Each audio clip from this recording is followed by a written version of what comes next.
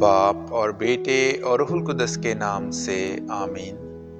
خدا کسی کو نہیں آزماتا۔ ہمارے لیے آج کی تلاوت مقدس یعقوب کا خط، اس کا پہلا باب اور اس کی 12ویں آیت سے لے کر 18ویں آیت تک۔ مبارک ہے وہ آدمی جو آزمائش کی برداشت کرتا ہے، اس واسطے کہ جب اس کی آزمائش ہو چکی تو زندگی کا وہ تاج پائے گا جس کا خداوند نے اپنے پیار کرنے والوں سے وعدہ کیا۔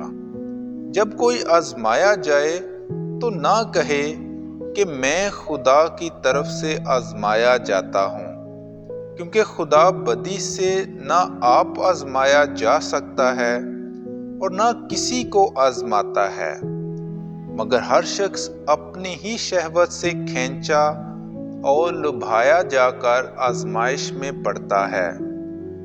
بس شہوت جب حاملہ ہوئی تو گناہ جنتی ہے، اور گناہ جب بڑھ چکا تو موت پیدا کرتا ہے۔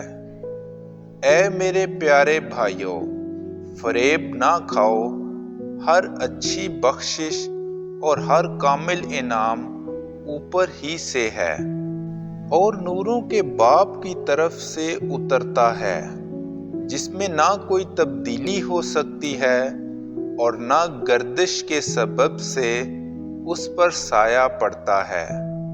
اس نے اپنے ارادے سے ہمیں حق کے کلام سے پیدا کیا تاکہ ہم اس کی مخلوقات کا ایک طرح سے پہلا پھل ہوں۔